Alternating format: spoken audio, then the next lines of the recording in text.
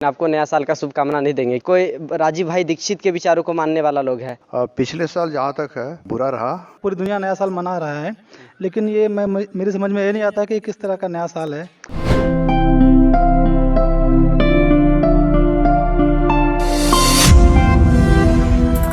नमस्कार, मैं धनंजय कुमार और आप देख रहे हैं दुनिया सवार टी भारत। आपको नया साल का शुभकामना नहीं देंगे क्योंकि इस चैनल में कोई भगत सिंह के विचारों को मानने वाला है, कोई चंद्रशेखर आज़ाद के विचारों को मानने वाला लोग है, कोई राजीव भाई दीक्षित के विचारों को मानने वाला लोग है।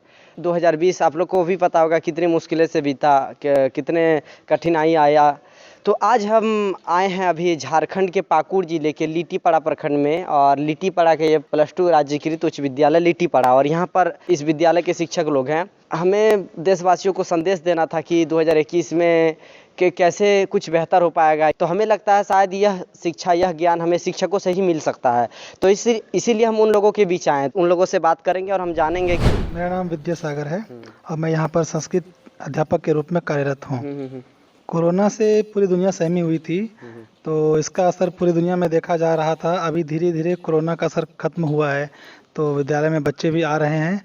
तो इसीलिए हम लोग सारे विद्यालय में आए हुए हैं ताकि बच्चों का भविष्य अच्छा हो और वे परीक्षा की तैयारी बढ़िया से कर सकें। वंदे मातरम सर। वंदे मातरम। सर आपका शुभ नाम? मेरा नाम हुआ उत्पल टुडू। उत्पल टुडू सर जी।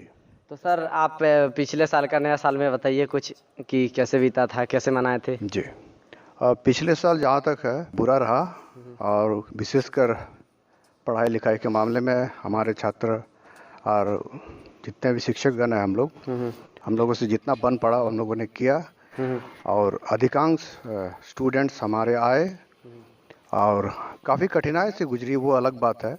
लेकिन हम ये आशा करते हैं कि आने वाला ये जो साल है 2021 वो एक नया सवेरा लेके आएगा, और इस वर्ष जो है हम अपनी पूरी शक्ति लगा देंगे, अपने जितने भी छात्रगण हैं उन लोग को अच्छी तरह से पढ़ाई करें। सर आप कुछ अपने तरफ से नया साल में क्या संदेश दीजिएगा कुछ? पूरी दुनिया नया साल मना रहा है, लेकिन ये मेरी समझ में ये नहीं आता कि किस तरह का नया साल है। ना तो ये नया साल है, ना वृक्ष में पत्ते नए हैं, ना नया मौसम है, ना नई ऋतु है। तो किस तरह का नया साल है? यहाँ तो कुछ भी नया नहीं दिख रहा हमको। लेकिन एक नया साल आता है जिसमें ऋतु नहीं होती है, पौधों में नए नए पत्ते आते हैं, फूल खिलते हैं, और एक हमारे अंदर एक नया संचार होता है। तो वो नया साल जो हिंदू नव वर्ष जिसे बोलते हैं, असल में वही नव वर्ष है भारतवर्ष के लिए, क्योंकि सब जगह का एक अपना मौसम होता है। तो भारत के मौसम के अनुसार से हमारा नया वर्ष चैत्र मास के प्रथम दिन होता है। आप सर संस्कृत के शिक्षक है, इसीलिए शायद ये बात बता पाएँ कि अभी का नया साल में ना ऋतु बदला, ना मौसम बदला, ना चेहरा का रंग बदला, तो फिर भी नया साल, और दारू पी के सब नाच रहा होगा। लेकिन हम लोग का जो भारतीय नववर्ष कहा जाता है, जो चैत्र महीना में शायद 14 अप्रैल को है। सर किसी को पता है कि भारत का भी नया साल आता है? शायद हमको लगता है कितना आदमी बता पाएगा कि भारत का भी नया साल आता है? जानते तो लोग हैं लेकिन मनाते नहीं हैं। जो जानते बहुत लोग हैं कि हमारा भी अपना नया साल होता है, लेकिन वो उसको सेलिब्रेट नहीं करते, आज के दिन को ही सेलिब्रेट करते हैं। नए साल में मैं यही संदेश देना चाहूँगा कि अभी कोरोना का पीरियड ख़त्म नहीं हुआ है, इसीलिए सभी सावधानी के साथ रहें। सर जैसे बताएं कुछ अपना विचार जो है, कैसे अभी का जो युवा है कैसे अपने आप को बेहतर बना सकता है। लेकिन अब यहाँ पर बहुत सर लोग हैं, तो इन लोगों से और कुछ बात करेंगे। स्कूल तो सर अभी शुरू हो गया होगा? यहाँ पे 2 महीने पहले से क्लास शुरू हो चुकी है और बच्चे भी आते हैं, लेकिन आधिकारिक तौर पे कुछ दिन पहले ही स्कूल खुलने का आदेश आया था। लेकिन फिर भी यहाँ पे सोशल डिस्टेंसिंग के साथ बच्चों को शायद वो नेताओं के लिए होगा सर, नहीं कि नेताओं के लिए 5 महीना पहले ही कोरोना खत्म हो गया, इसीलिए रैलियाँ दौड़ाया। और अभी शिक्षा के लिए, जबकि सर शिक्षा में ध्यान देना चाहिए क्योंकि ये मेन पॉइंट है। पिछले साल के शुरुआती में तो हम लोग ठीक ठाक ही थे, लेकिन मार्च के बाद कोरोना हम लोग को प्रभावित किया, जो कि महामारी बन के उभरा, और जिससे कि खासकर ज़्यादातर बच्चों की पढ़ाई बाधित हुई। बहुत ही उनका सिलेबस भी कंप्लीट नहीं हो पाया। लेकिन अभी वर्तमान परिस्थिति में विद्यालय खोला गया है और हम लोग सभी शिक्षक मेहनत कर रहे हैं बच्चों के प्रति, और उन्हें कोशिश कर रहे हैं कि जितना ज़्यादा हो सके उन्हें शिक्षा दिया जाए, उन्हें विषय वस्तु से अवगत कराया जाए। आप अंत में आप संदेश क्या दीजिएगा युवाओं को कि संस्कृत के मतलब कि क्यों पढ़ना जरूरी है, और इसके ऊपर कुछ?